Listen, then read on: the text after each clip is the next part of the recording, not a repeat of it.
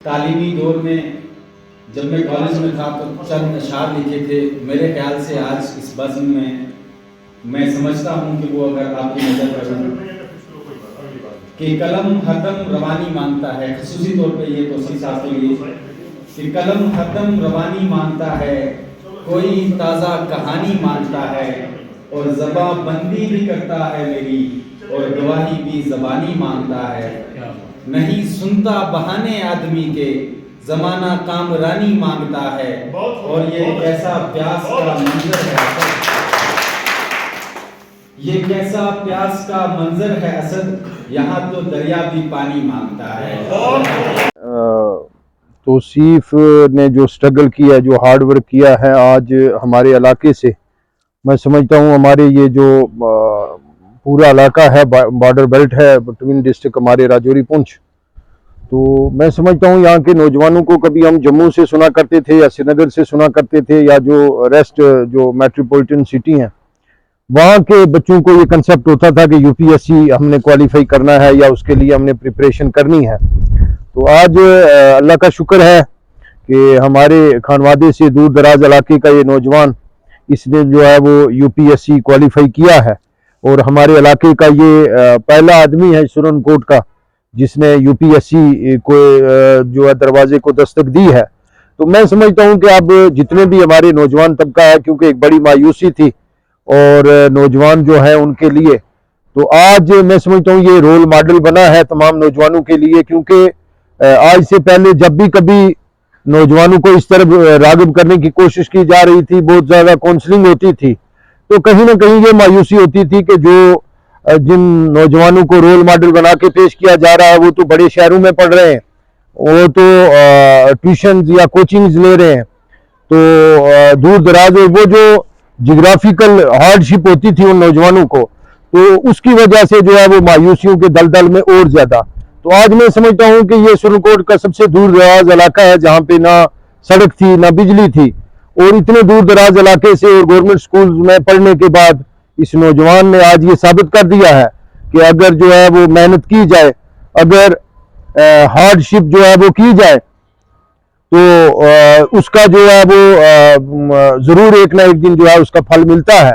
और मैं यही कहूँगा तमाम नौजवानों को कि वो इसको तौसीफ काजी को अपना रोल मॉडल समझें, और जहाँ कल तक हमारे जो यहाँ पे JKPSC के लिए जो है वो बड़े एस्पायरेंट होते थे, तो आज इसने ये साबित कर दिया है कि JKPSC के साथ साथ जो है वो आप जाके यूनियन पब्लिक सर्विस कमीशन को फेस कर सकते हैं। और इतने बड़े मुल्क में जो है तौसीफ ने आज साबित किया है कि इतने बड़े मुल्क से उसने जो है वो 27वां रैंक लिया है। तो ये अगर अपनी जो मेहनत है, लगन है नौजवानों में, तो ये उस तरफ राग़िब हो सकते हैं कि कल ये भी जो है सारे यूपीएससी जो है वो क्रैक करें और मुख्तलिफ जो डिपार्टमेंट्स हैं, जो कंबाइंड सर्विसेज हैं, उनमें ये आगे बढ़ें। और ये बड़ी खुशी की बात है, और मैं उनके पेरेंट्स को और जिन इस फैमिली को, इनके एक अजीम उस्ताद काजी सादिक साहब मरहूम जो इस दुनिया से चले गए हैं, तो वो अगर आज होते तो मैं समझता हूँ उनके लिए ये खुशी का मुकाम था।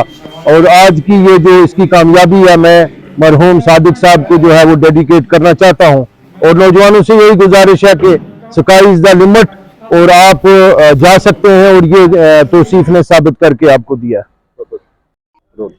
देखिए, आज मेरे लिए बड़ी परम सौभाग्य की बात है कि आज यहाँ जो हमारे इस वक्त जो काजी तौसीफ साहब थे, उन्होंने यूपीएससी एग्ज़ाम को क्रैक किया है, और आज सारी जितनी भी सुरनकोट की करीम है और जितने भी चिदा लोग हैं उन्हें मुबारकबाद पेश करने आए हैं, और मैं उनकी पूरी फैमिली को बधाई देता हूँ।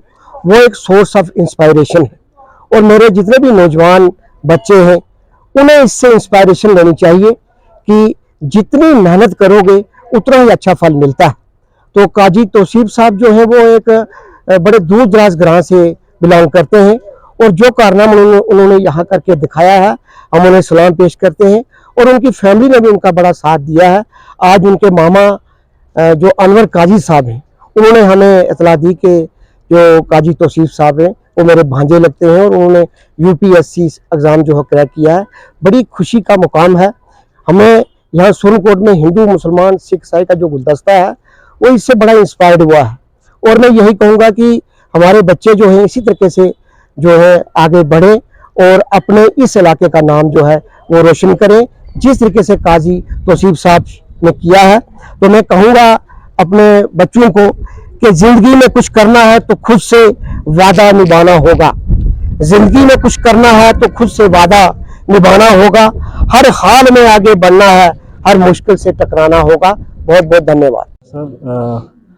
ये मैंने बेसिक एजुकेशन यहाँ सुरनकोट से हासिल करने के बाद मैं जम्मू चला गया। उसके बाद मैंने जियोलॉजी में एमएससी जम्मू यूनिवर्सिटी से हासिल की और उसके बाद यूपीएससी में स्पेशली कंबाइंड साइंटिस्ट का एग्ज़ाम होता है, तो उसके लिए मैंने अप्लाई किया। तो पहले लास्ट ईयर मैंने इंटरव्यू दिया था, तब मैं 8 मार्क्स से रह गया था।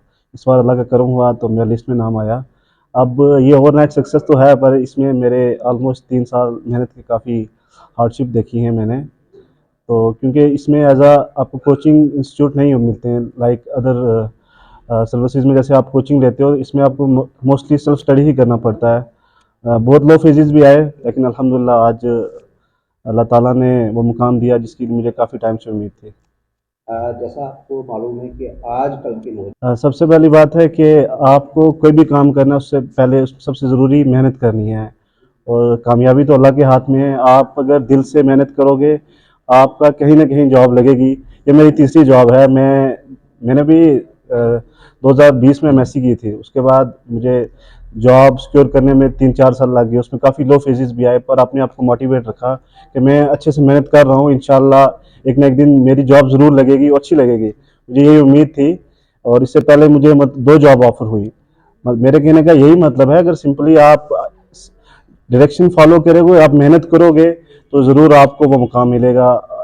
इस वक्त अनएम्प्लॉयड बहुत क्राइसिस भी हैं, पर अगर आप कोशिश करोगे, कहीं ना कहीं हाई लेवल की आप प्रिपरेशन करो, कहीं ना कहीं आप ज़रूर सेटल हो जाओगे, अच्छी जॉब ले पाओगे। नौजवानों के लिए क्या कहें?